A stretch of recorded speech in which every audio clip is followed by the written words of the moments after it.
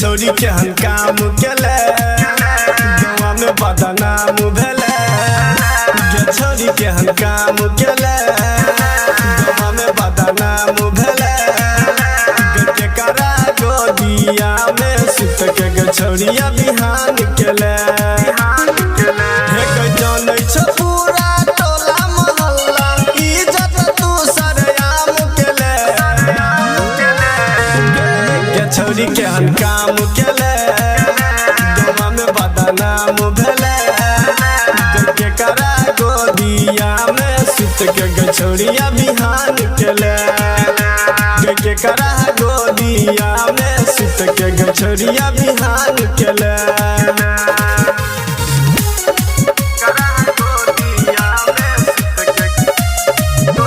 music by DJ Umesh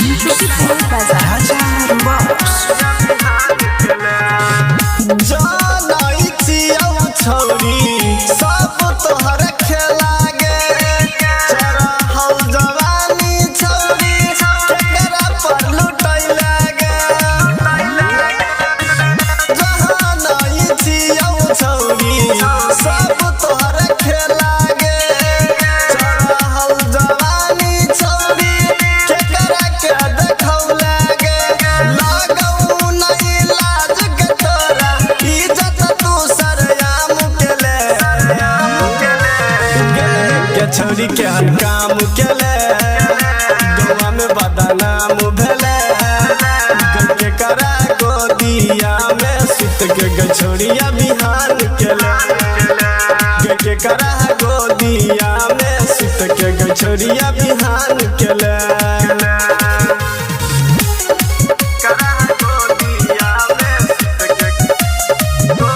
music by DJ Umesh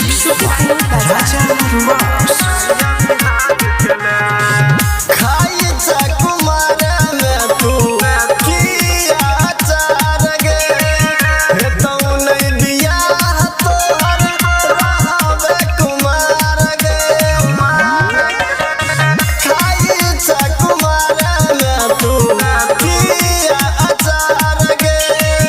हे तो नहीं दिया तोहर रहबे कुमार गे श्री प्रसाद रविन के जिंदगी कैल बेकार गे छोरी के हम काम केले गवा में बदनाम भेले के करा गोदिया में सुत के छोरिया बिहान केले के करा